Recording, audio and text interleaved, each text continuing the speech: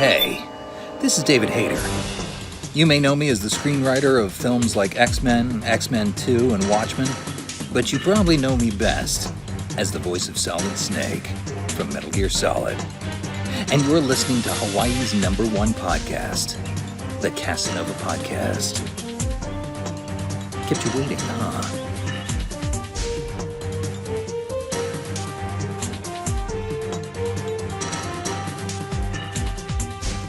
This wasn't written with your comfort in mind. Nah. Made my decision, wasn't tough to decide. Nah, me and my boys, we get it done every time.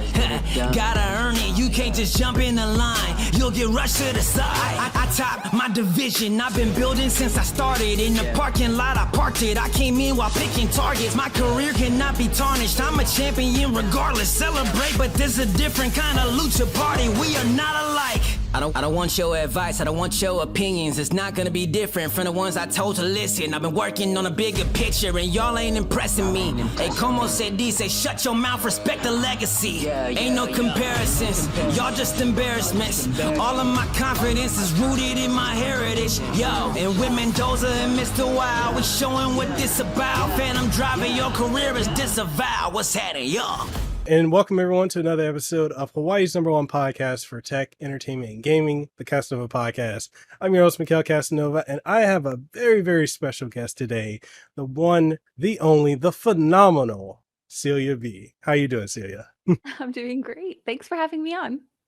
It's an honor to have you on. I know I reached out to you a couple of weeks ago. I was like, I gotta have you on my show. And it's great having you here. And yeah, let's talk about it. There's so many games that have come out this year. What have you been playing lately? Oh, way too much. I just beat my first run of Goody Little Two Shoes. It was published by Square Enix. The developer's name is escaping me, but it released on Halloween. Mhm. It's very reminiscent of early 90s anime, late 80s. It Yeah, reminds me of Magic Knight Rayearth, except it's a like a fairy tale, but it's yeah. super demonic. It's really hard. A Grimm's Tale, that's what I was looking for. Okay. It's basically like that except 90s anime, and it's really, really fun. Okay. Yeah, I've saw them promoting that. And I was like, that looks interesting. I'm like, okay, I don't think I have much I need to cover. Let me see if I can get my hands on that. But yeah, that it looks interesting. I saw the trailer. I was like, this is very different than what we've had this year, and I'm digging it. Yeah, it is really cute. There's a bunch of different endings with it. And if you're into min-maxing, if your time and Yeah. keep track of your health, your sanity, and a few other things, it's really fun. Okay, definitely gonna check that out. Anything else you've been playing? I've been going through a list.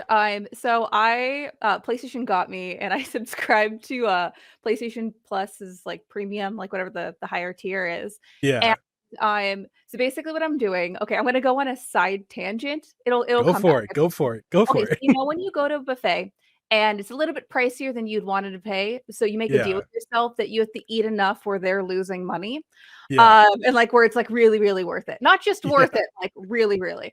So yeah. that's what I'm doing with the subscription. So Sea Star has already made the subscription worth it. Mhm. Unpacking, it takes two. The World Ends with You. I'm currently playing that one right now. The other ones I mentioned I already beat. Mhm. So I'm just going down the motions and trying to play as much as I can. Awesome, awesome. No, I mean it's really a great service. I know people have been complaining about the price hike and everything like that, but I'm like, look, you guys know you need to put this into the proper context. You're paying this monthly and you've got all these choices for Mhm. games PlayStation Plus's thing, Game Pass, Nvidia, I think they have something as well. I forgot what the name of it. But you have all these ways of just what you would spend for one game, you can literally play as much as you want. And I've had to talk to some younger gamers. They're like, oh, these services aren't worth it. I'm like, yeah, but can you imagine if you grew up in the 90s or the early 2000s and you only got a game once or twice a year? Yeah. Imagine if that game sucked. I remember when those games sucked. I definitely agree because it's like I remember going into Blockbuster or like Hollywood Video and being like, Yeah. I wish I could play all the games, but I had to like pick one, and like that was the one game I'd get to play. And yeah, you have that, but at home, so you don't have to even go outside. Yeah. Like, it's the literal dream. It is. Oh man, it took me back. So like I was thinking, like, you really couldn't even try games back in the day other than like if you went to like a store that had like a kiosk, or Mhm. if before it was GameStop, I think it was like Funko Land and Yeah. Babbage's software, etc. If they allowed you to play it for like 5 minutes, and like it's just crazy. Like people, I feel like, I don't know. I feel like there's a loss of context and perspective with modern gamers now, that they just don't realize how good they have it. I know, and, like, to tack on to that, the internet wasn't widely available or Yep. accessible whatsoever for me, Yeah. and I remember playing a game and not having a fun time. Okay, the one I'm thinking of in particular is Quest 64. It was, like, one of the first RPGs super hyped up for the Nintendo 64, and Yep. I've played only bangers on the N64. I didn't even know bad games existed yet.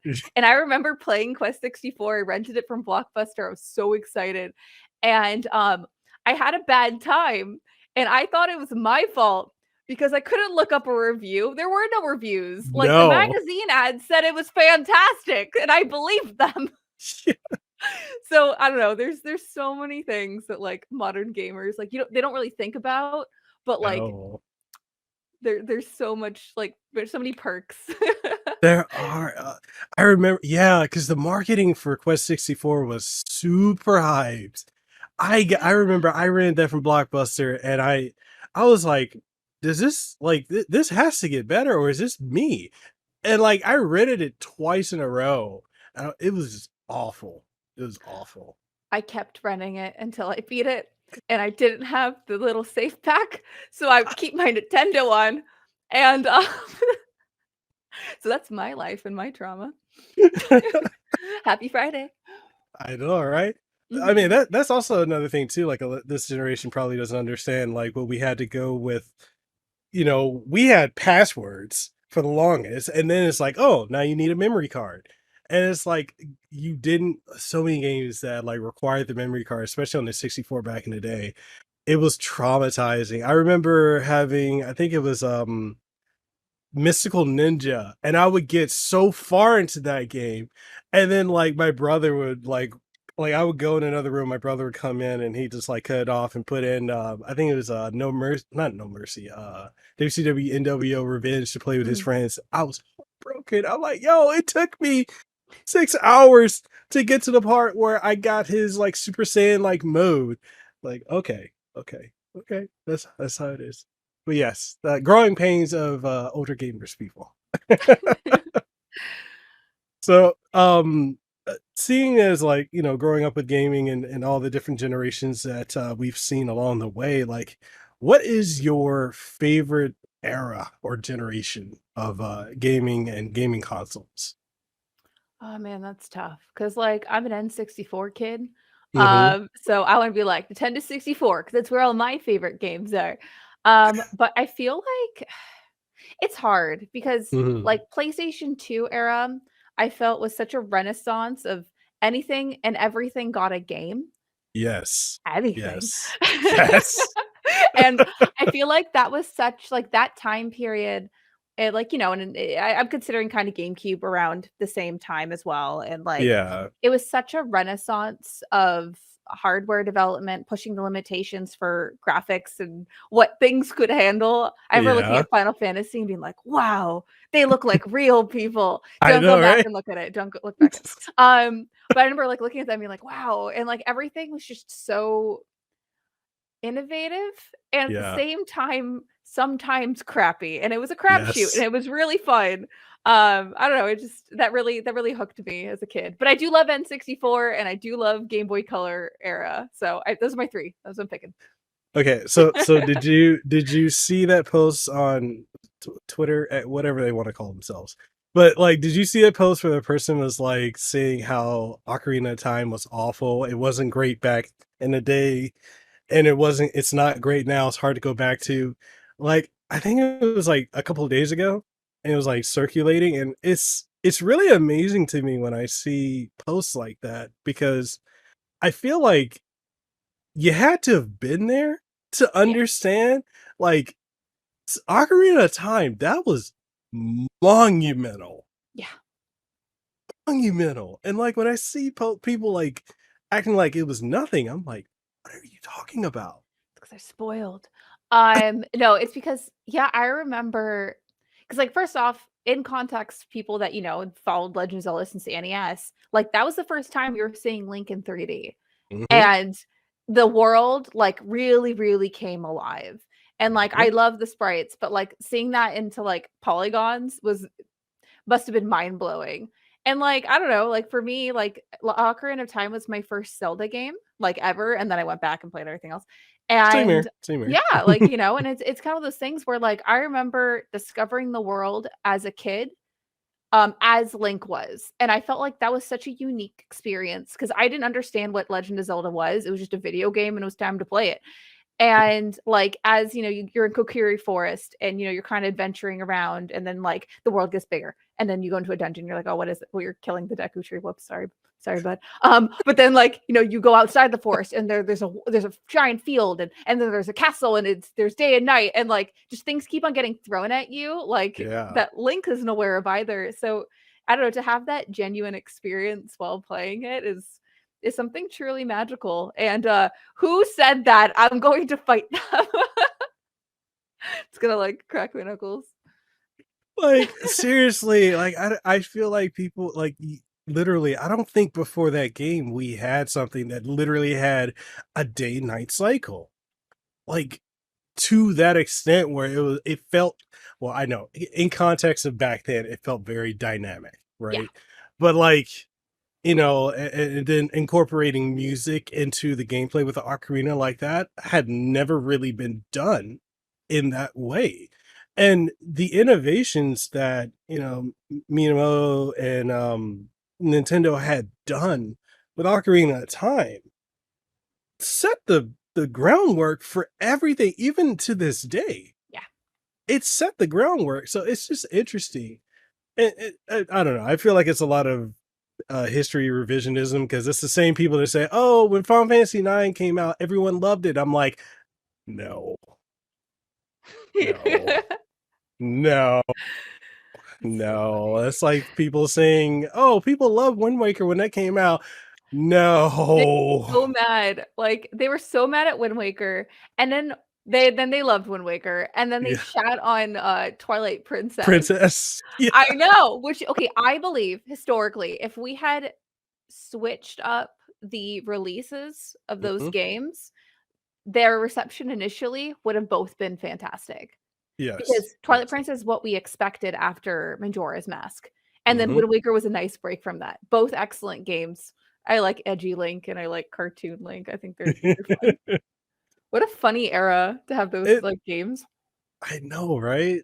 It's just crazy, like, looking at, like, the different generations that have come as far as, like, gaming and just looking at it now, okay, we got the PlayStation 5, we got the Xbox Series, and I'm like, yeah, it really feels like now it's like, what controller do you wanna pick up versus back then where you had uniquely different experiences Yeah, per it was platform, but I don't know. So, with that being said, like, going into working in the gaming industry, like, what was your like, let's step into DeLorean. Like, what was the journey like? Like, what point did you decide this is what I want to do, and just guide us through it? And we, if you want to take pit stops along the way, you can. But I want the full story. I want that cinematic MCU experience. Whoa, okay, so mine, I guess, is a little bit unorthodox of like but I feel like everyone's entry into the gaming industry is like unique. The cool thing about gaming is that there's so many different paths. It's not just like one direct one, which Mhm. is cool, but also I guess stressful if you're trying to get in. Um, So my journey started, I was in college and I worked at a kiosk in the mall for makeup. So I was like the Miss for You people, Mhm. and I was really good at it. And so the kiosk had me be like their manager, and then I started from sales, learning to like market a little bit, and like it was Mhm. fun, just try my own little thing. And the owner had a really good friend that was like investing and like working with this AR video game like company. Mhm. And this was AR before Pokemon Go, so like no one knew what you were talking about. No. You're like they're like, what is it? Like, is it a game or is it like, a little, I'm like, no, no, it's both. Like you use your phone and it's real life, but then there's a character. Like they didn't get it. Anyways, so they needed someone, like a brand manager, to help out with that. And they're like, Mhm. "Hey, you like video games, right?" And I was like, I like Zelda." And they're like, "Cool. Go get interviewed by him." And like, we clicked, Al and I clicked really well. And he was Mhm. like, "Okay, like I need a brand manager for our brand. I primarily need you for E3 2004. It was, I think it was 2004. It was when they announced the PS4, like it was coming out. It was the PS4 E3. Anyway, 2012? 2013? 2013 then. Yeah, 2013. it was Okay. 2013. There we go, there we go. Okay. Okay. Okay. And sorry, all blends my head. Oh god, that was 10 years ago. Okay, anyways, so, so basically what happened was that they needed someone to be there, so I was in South Hall, Mhm. and, I found out that video games are an industry really quickly because you love video games and, you love, like, Mhm. consuming the medium, but, like, back then, I just didn't really think about too much about the people that created them. Like, I didn't really think about that, this is thousands of, hundreds of thousands of talented minds working on something really cool. I just, had the Mhm. game and played it. And I thought that was really cool. So I started from that. I had a lot of fun at E3. It was very stressful. Um, but I had a good time. So, we continued to work together. And it actually wasn't until a little bit later, I this is kind of silly because I like had a job with them, but it still didn't click in my head that I could like work in the video game industry like full time, like completely, like that would be my career. Mhm. Um, I went to a Hyrule Warriors panel and What? at LA Comic Con 2015. I think it was called Kamikaze Con back then. And Yeah. Yeah. I Yeah. Yeah. there was this guy that worked for Nintendo who's like, and they had the directors of, the games. Yeah. And after he was like a PR manager for Nintendo, and after he did his whole, spiel like and emceeing like the panel, I walked up to him and I said, "Hey, so I kind of work in the video game industry, but like, how do I do what you do? Like, how do I get, to that level?" And he looked at me and Mhm. he's like, like, "Oh, like, where are you at with your education?" I'm like, "Oh, I just graduated college. I have a little bit of experience." And he looked at me and he's like, "You just apply." And that moment was like, "Oh yeah, huh, like I do have experience. I do have a college degree. Yeah, you just start applying online and see where it happens." And so I did. And so I interviewed for a bunch of different places. I was still working with Lon, and he understood because like I enjoyed mobile and it was really fun, but like I Mhm. really wanted to, you know, see more what the industry had to offer. And I ended up getting a job in video game hardware in the retro industry. So I worked for a company for 4 years, and after that, it was a wild adventure. Oh my gosh, retro market is wild because it was, and then like back then it was like the wild wild west. And then after I worked at hardware for a few years, I started applying to like the software because I really, I really wanted to work in software. It just really piqued my interest. And Mhm. yeah, I saw a job posting for Yacht Club Games, and I was like, well, if I don't get hired, I still get to beat the Shovel Knight people, and that sounds rad. And they hired me, and the world ended because 2020 happened. And I was like, do I still have a job? I just put in my 2 weeks, and I did, and I've been there ever since. So, long story short, that was my journey. That is awesome.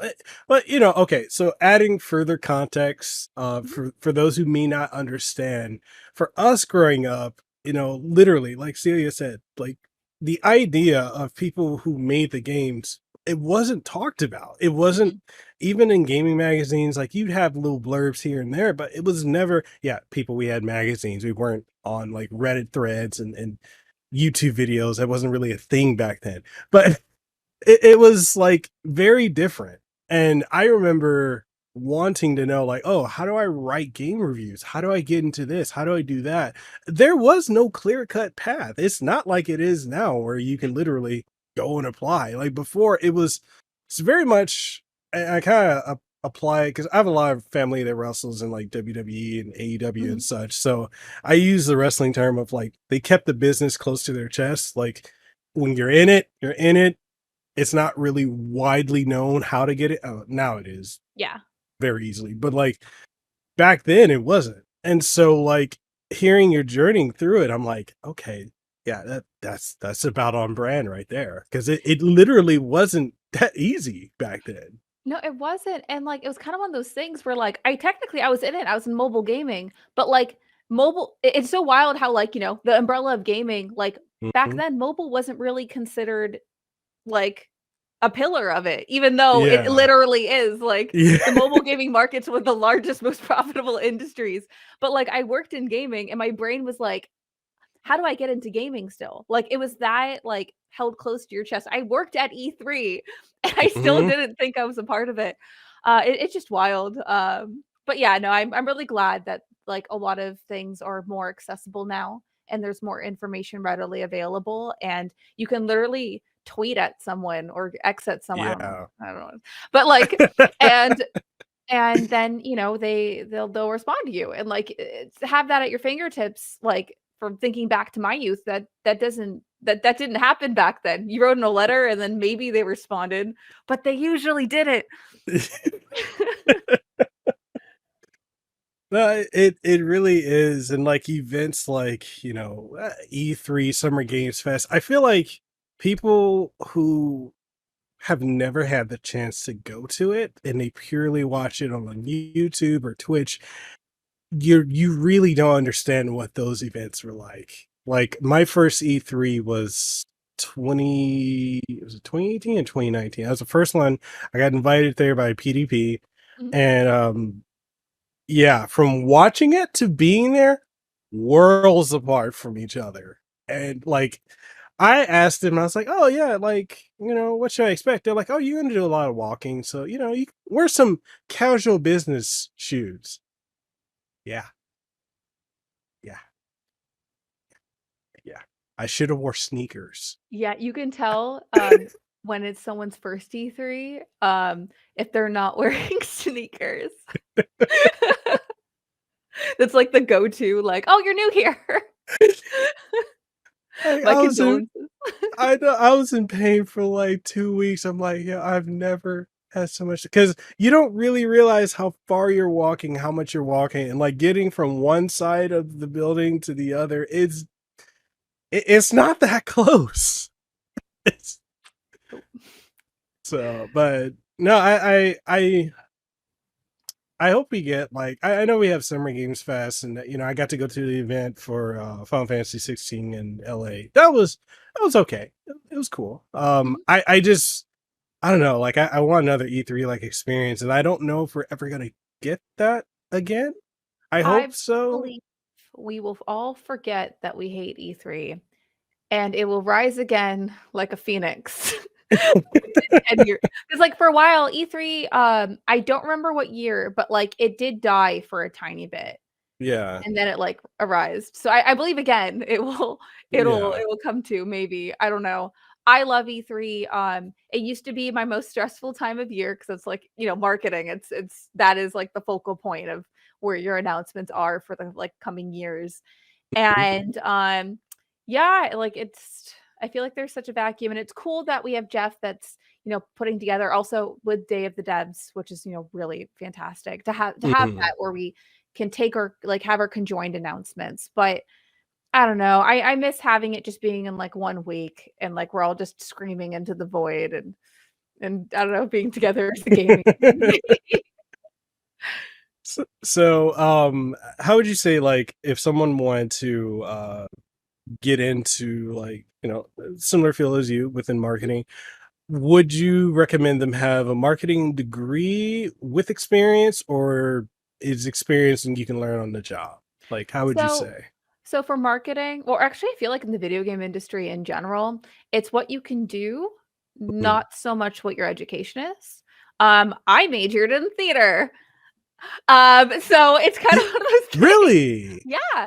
So I was like in theater communications. So like I wanted to be a voice actor and like I delved into that for a little bit, but then like I don't know, marking always seemed cool to me and like I kind of Mhm. like fell into it because it just became a net like from when I worked at the kiosk like it was like, well, how do I get my sales up? Well, if there's only way to reach people without them having just to be physically here. And like it Mhm. organically went into like what if I looked up ways and like read some books and then like it went that route. So it's kind of one of those things where, I just organically went into that. Mhm. But like there's different paths that you can take. Like if you're in college, and you decide to go that route, there's internships. Like one of my very Mhm. good friends, she works for Activision. She's on their marketing team. We graduated college together, and she got an internship at Activision, and she's been there for a long time. Oh my god, we graduated in like 2014, so she's been there for a very long time. That was her path. Mine was a little bit more like this. But it just depends. But like I'm a strong believer in and just applying. Like that's the best Mhm. thing to do, introducing yourself. Because you miss all of the shots that you don't take. That's true. That's very true. Okay. I want to talk more about industry stuff, but voice acting. Let's talk about. You say you got Like, into it for a bit. That's something I'm currently doing on oh, the side. cool. Yeah. I'm getting training. So I've got two voice actors that are training me currently. I think I could share this. Well, if not, I can always edit it out later. But Okay. John Bentley, who voices Barrett in Final Cool. Fantasy VII Remake and Rebirth, good friend of mine. He's doing training with me, and then the other one is the voice of in Bison, Gerald Rivers. So Oh, they cool. are doing a lot of training with me. I've picked up a couple gigs, commercials and such. Doing Getting my foot in the door within like anime and video game voice acting, Mhm. completely different spectrum. But it is fun and not as easy as people think it is. But Yeah. It is incredibly hard. And it's kind of those things where like I liked voice acting more than I liked acting because like I did print and commercial work when I was younger. My dad's an actor. He like did TV shows and movies and stuff. So it was kind of those things where my parents were like, "Oh, you could do that path," but I'm like, Mhm. I don't want to go that path. I like this because I like cartoons, and I always thought that was more spectacular because you could be Mm, anything rather yeah, than just what you're typecast. yeah. And yeah, like I started to do it, but then it just kind of became one of those things where like I found other passions that excited me more. Mhm. And yeah, but like I did a little bit with Bang Zoom. I did some Walla for Iron Blooded Orphans. Than that. Really? Yeah.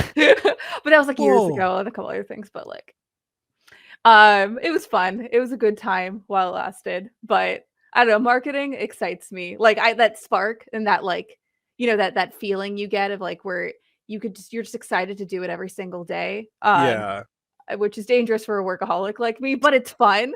Um, yeah, it's kind of those things where like I have that for marketing, so I think I picked the right path. But in general, voice acting is really cool. Okay. Okay. Mhm. Yeah, and that's also interesting when like you look at like career paths, right? So a lot of people, I feel like, I don't know if you have the same thought process on this, but I feel like our time growing up, it was go to school, get an education in the field you're going to be in, and then that's what you're going to work for like the rest of your life in a way. And I feel like now, or at least within the last decade or so, it feels so weird saying that, but the last decade, it feels like the ability to switch industries is encouraged, right? So like I went to school for marketing, and then I did over a decade in IT, rose to the top of like all the hospitals out here in Hawaii. I did all their telephony. So if you call any hospital out here, I set all that up. I set up all their infrastructure, their security, data management. I had no background in IT. I literally started from service desk. I ended at senior executive security analyst. And I'm just like, yeah, I didn't go to school. I had a lot of people like, well, I got a degree in this. I'm like, oh, that's cool. I didn't. Still did it. No, I have that similar viewpoint. I feel like this is like a small tangent, but like Go back for in it. college, like I was in a sorority and like they'll have alumni come back and talk about it. But I feel like I'm not like the right person to go do these talks because I'm like, you don't need any of this. Like that's my I guess advice. Like this is just for fun. I mean, like, yeah, if you're studying to be a doctor, please go to college. Like, Yes, yes, yes. please. Yes. um, but like for other things, like you can learn it in the field. You can teach yourself. Like, there's so many resources that people didn't have, like in like earlier generations that are at Yeah. everyone's fingertips. So yeah, so I feel like they wouldn't want me to publicly speak there. This is so crazy. Like all the college reunions, like, oh, this is our 10-year anniversary or 10-year reunion. I actually had that happen recently at the college I went to, and I'm like, it's been 10 years. It's been how long? What? Really? It doesn't feel like that. It's crazy how like a decade when you're like a teenager, you're like, oh, that's so long. And then when you get 20s and up, and it's like, oh, what? That long ago? That feels like it was just the other day. Yeah, I'm just a 30-year like I get it too. Like or like the 30 room 30 teen. I don't know the joke. It's on TikTok. Anyways, um yeah, no, I definitely feel that because it was like so I graduated high school in 2010 and that was 13 almost 14 years ago. I'm slightly older than you. How old are Slight. you? I just made 35. Me 35. Okay, yeah, we're like same boat though. Yeah. And it's just wild because like I remember being the youngest and I'm not the youngest anymore. And it's very no, because like I graduated high school at 16. So like Hmm. all my friends when I went directly into college, were like older and like so I was like the baby. And like in my brain, I'm like still the baby. And like I meet 24-year-olds and they're like, I'm 24. And I'm like, oh, fuck.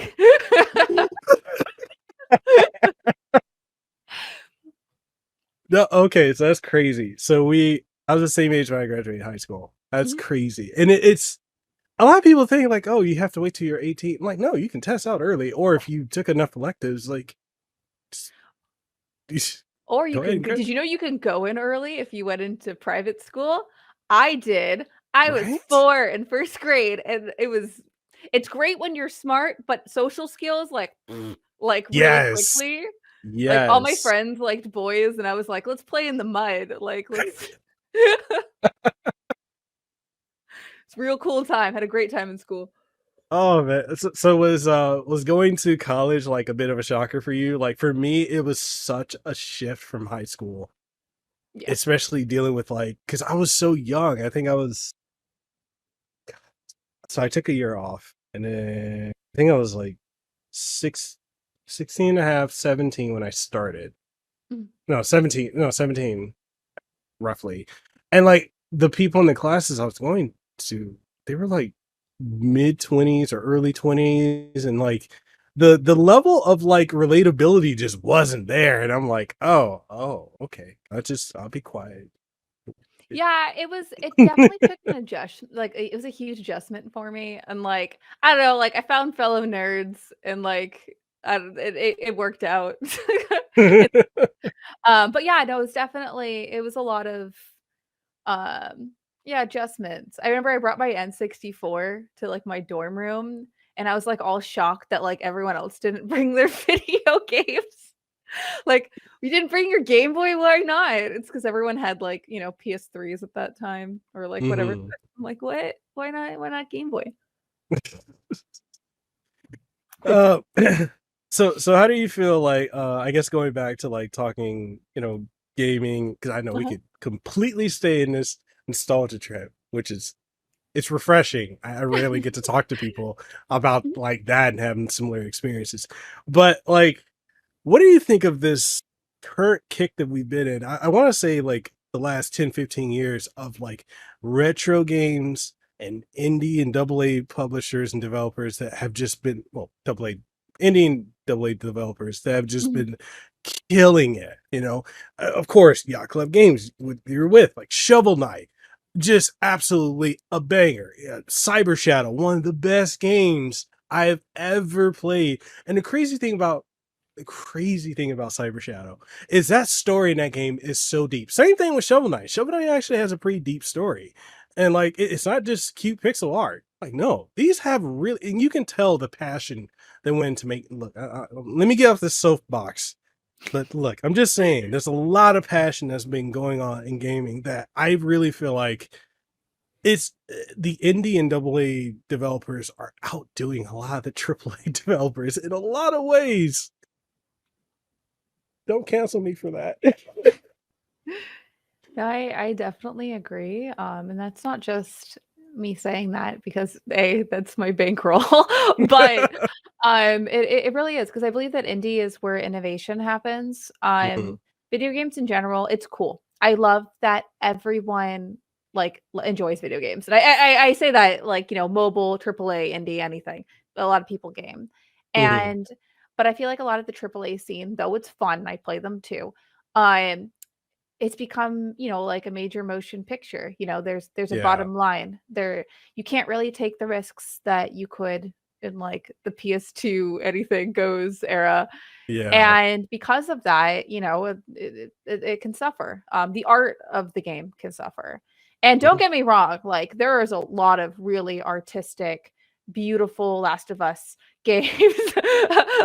Last of Us, like that was just amazing. But like Mhm. after it's re-released like, for the sixth time, I'm like,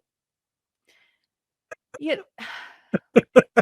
Anyways, so it's kind of hard, but like in the indie scene, like there's wiggle room because of that Mhm. to be able to discover and do what if, and there's more voices and there's more accessibility with those voices to Yeah. share unique stories and different view paths and reach an audience that may not be able to play the AAA games because the price tag Mhm.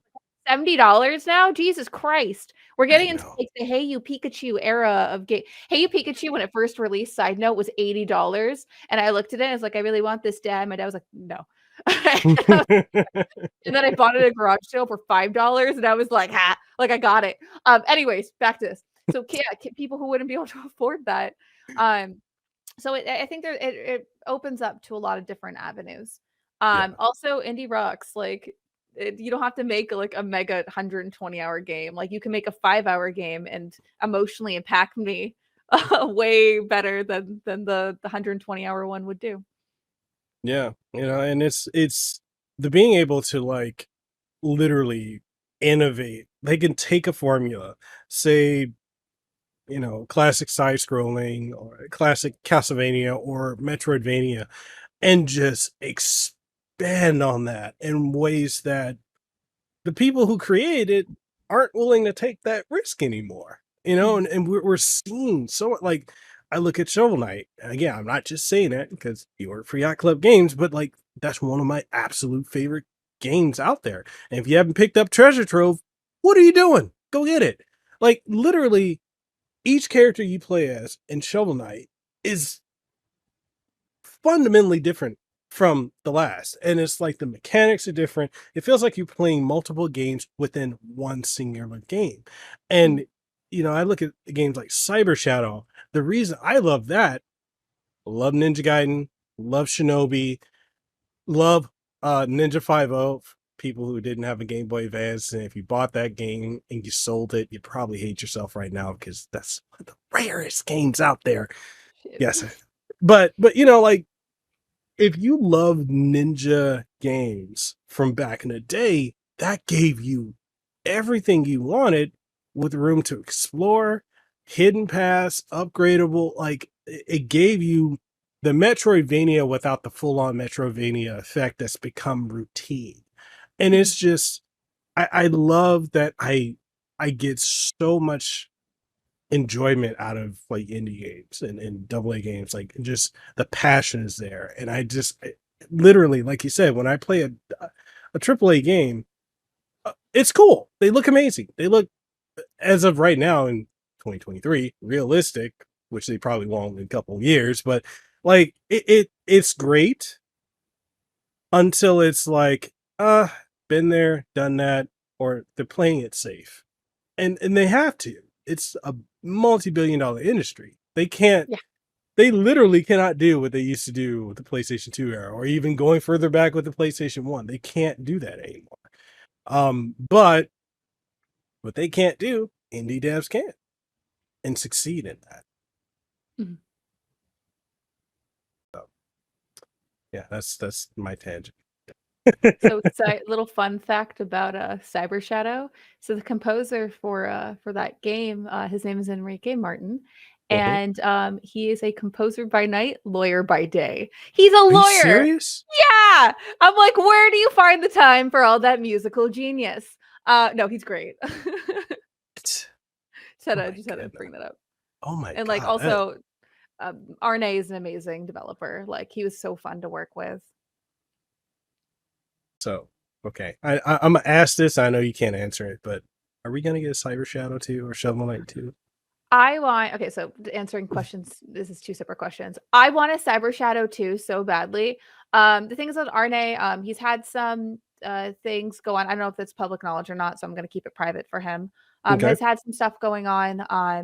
But we'll never say never. Like it's one of those things where we're a people first publisher. So if Arne wakes up one day and like think he's feeling better and things are doing better, then we're happy to pick it up and go work on whatever he wants to work on together. But until then, the ball's in his court, and I wish him the best. Okay. For Shovel Knight 2, I have this running joke that every time someone asks for it, we add another prequel. So, yeah, just tack one on there. No, I Okay. don't know. We plan on making Shovel Knight games forever and ever, so maybe one day we'll have it too. So a crossover I would love to see. I don't know if this would ever happen. I would love to see Shovel Knight and Shantae crossover. I I think think that would that'd be be so cool. I think that'd be funny. We're buds with Way Forward. Do I think that would happen in the near future? Probably not, to be honest. I feel like both Shovel Knight and Shantae's universes are very busy right now. Yes, yes, yes, they are. I guess quick last question, because definitely want to be respectful of your time and thank you for coming on the show. Oh yeah, yeah, yeah. Um, so work environment, work-life balance. I know that's constantly What's that? I know, right? What? What? But like that's definitely a topic that's constantly talked about. Whereas like in the AAA developer scene or working for a AAA company, there's a lot of crunch and just working hard to meet deadlines. Do you feel like in the indie and double A's working for those companies, do you feel like it's as bad, or it's just like there's a more personal, because it's a smaller team, like relationship that people are able to have? So you can't speak for other people's studios because Yeah, every studio culture is different. right, What I can say in regards to other studios, there is no reason for crunch. There's no. I plan better with your schedule. Look at your Gantt chart and decide, okay, how the production is going. Do we need to reevaluate our goals and do we need to extend it? Because no job is worth your physical health. right, It's not. And like even a game releasing the biggest game of the year, it is not worth the developer's physical health. So I'm a strong advocate for having working hours. You have your work and then that's it. I know right, I make jokes like, "Oh, what's that?" Because I love what I do and I'm always excited to do it. But I have experienced crunch before and it sucks. So that's another reason. But what's cool is that Yacht Club games were very like anti-crunch culture. It's like I like to call it the Disneyland of gaming because like Mhm. it's such a studio where we're so people first, where it's like, oh, you have a headache, go take a nap, then come back refreshed, and like then we can get something done. Like they don't what we've delayed every single game we've released because we don't want to kill ourselves. So it's like we'll like look at it and be like, oh, like blah blah wasn't feeling well and like this was going on. So we're just gonna push back the release date. And like luckily we're privileged enough to be able to do that. Mhm. Um so we're people first and we're happy and we're happy people make happy games. Yeah, yeah, And like I'm really blessed for that and I'm so thankful for the studio's culture. And I really since there's been such a spotlight on crunch culture, I hope that gives pressure to any studio that does do it to put their workers first because I think that's the most important thing.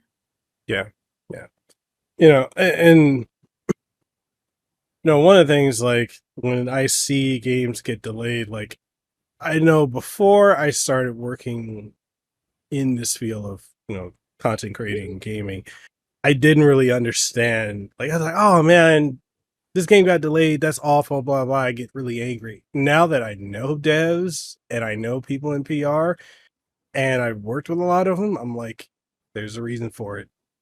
That can wait. There's something going on I don't know. It's fine. And I am very grateful for the opportunities I've had, working with you, working with other PR people, working with other devs and whatnot, because it's really expanded my understanding of the industry. And if you're just someone who just enjoys games and, you think you can be an armchair analyst and you know everything about you don't really, you really don't. It's way different than what you realize. So if a game's delayed or something gets changed, there's a reason for it and there's a reason that decision was made and just Yeah. accepted. It's not pushing back a game is not an easy call, but like I will push back a game or I don't have the call to do that. But like I will agree to push back a game if like, it just realistically without like physically harming someone and come out, it's not worth it.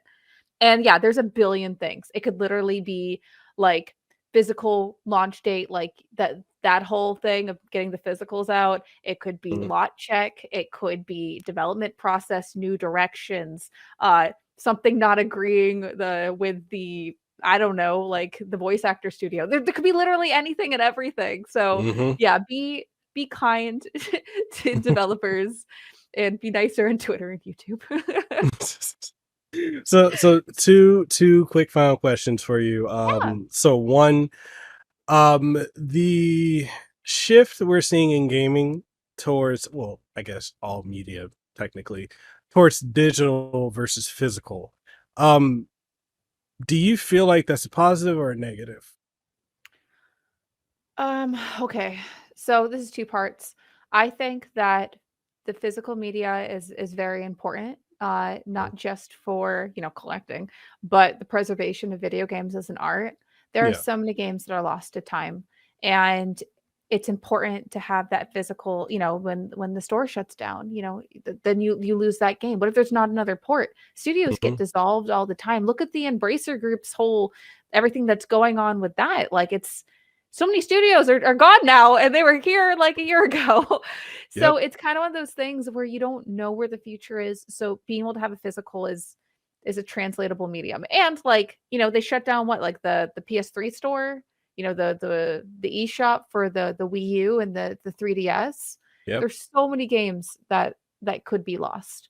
So I think that physical is important, but like also a thing that makes me sad about physical is that like physical games aren't the same as they used to be because before it was all on the cartridge or the CD, but now Yep. because it's more of just kind of like a key, you put it in, you still have to download it from the internet. So though I always push for physical and I believe that it will exist as long as Japan likes physical, we'll always have physical.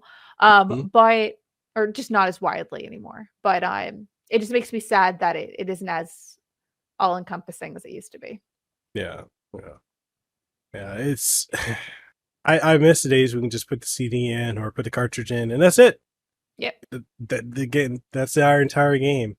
But you were literally so far removed from that, and it's literally like it's a key. It's like a DRM key. It's you Yeah. download everything to the console of your choice, and that allows you to play it, and that's the only purpose it really serves. But one good thing about digital and like having it like that is like when you submit your game, there's like a little game industry thing I'm going to talk vaguely about. You go through this thing called launch check, and like that's when you make sure everything's awesome and spiffy. But like, let's say if something needs to get fixed, or you guys, close to the end, or like, oh shoot, we need to launch this game, but we have to patch it. You can get a day one patch because we have it on digital, so you can fix things. You have more time to fix things, which is really cool on the developer side. But as a collector and a gamer, it still makes me sad. You think about all the games that used to come out back in the PS2 era that were like broken, and then they'd have to re-release it, and Yes. like you'd be like, oh, why are they re-releasing that? And you would never know as a gamer that, oh, they patched things here and there. So I use the example of like Silent Hill 2, Uh-huh. how like the greatest hits version, a lot of people think, oh, greatest hits, that means that's the cheaper version. Like, no, the greatest hits version of Silent Hill 2 gives you extra content and a lot of bug fixes. It just doesn't have the black label. It's just got the red one. But yeah, I mean, we dealt with a lot of that back in the day, and yeah, it's crazy. It's crazy to think about. Second question, final question, is working with influencers and content creators, all that good stuff. I know we had a little talk about that before we started. We'll keep that off of here. But yeah, how has that experience been for you so far? I think it's fun. Y'all are nice people. A lot of my really good friends, like I've realized that like my circle, besides like my college friends, like outside the industry, it's literally like a lot of my friends are YouTubers. We talk all the time, or they're game developers, and like that's my circle. So yeah, I like them. And I don't know how to answer this question besides that. Keep Do you doing what you're doing. I mean, it's definitely fun, especially like being able to turn a hobby into a career. Like going from IT, where I was doing well, but I hated it because I was working 17-hour days and I was always on call. I had a team and I was always on call, even when I Oh was my off. I god. hate it. I don't miss it. I miss the check. Miss that check. The check was nice. I don't miss the work. Yeah, I just I love being an influencer. I hate saying influencer, but I love being an influencer and a content creator. I do think that there are areas that as content creators we can improve in when it comes to like understanding the audiences we cultivate, and everything that we say we have to be very mindful of, because you know you don't want to incite people to attack others. Yeah. So leaving it on that, is there anything you want to leave the audience with before we go? First off, thank you so much for having me on. If Yes. anyone wants to follow my, I don't know, Twitter or X or whatever it's called, I'm Celia B with 3 E's, because the person someone took them with the 2 E one. So Celia B with 3 E's.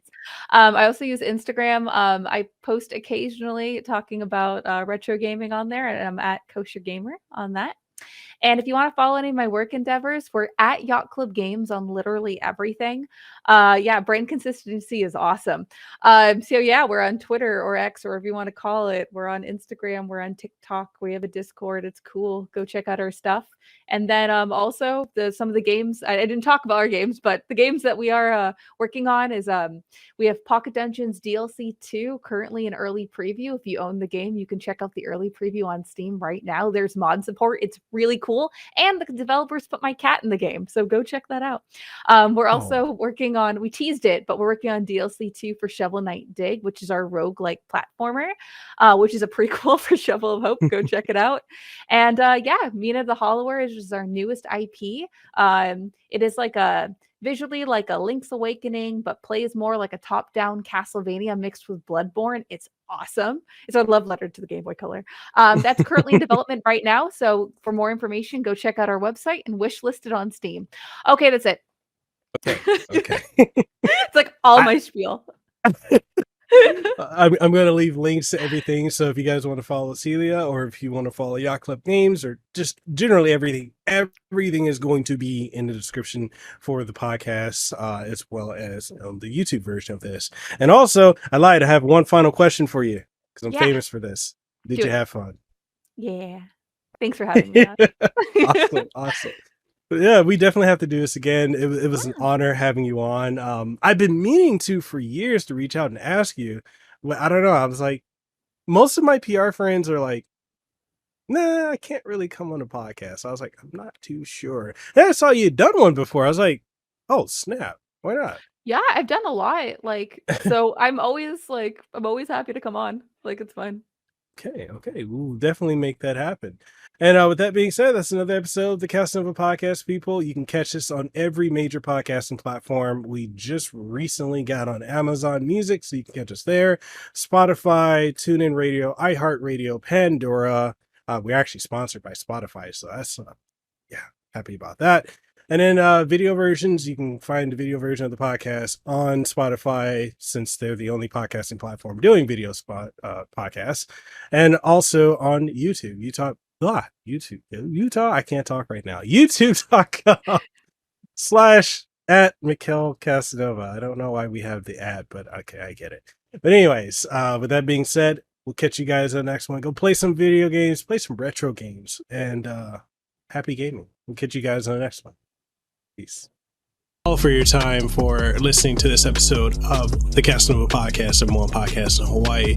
If you found this episode to be incredibly enjoyable, informative, or if there's anything you gain from it, or any insight, or anything that's good that you really, really enjoyed, make sure whatever platform you're listening to it on, or if you're watching it, leave a comment if that's available on the platform, like it, share it around with someone you think would enjoy it, and give us some feedback, because your feedback is exactly what we need to keep this show going. And if you're wondering what are some ways that you could support the show, we got various ways. We've got Patreon, we have channel memberships over on YouTube, as well as Subscribestar, Coffee, and so much more. Links for everything will be in the description of the podcast, so make sure you go check that out. And with all that being said, I hope you have an aloha rest of your day.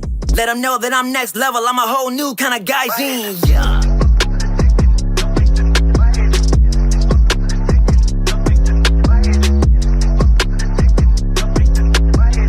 Yes, at the top spot, in case you forgot.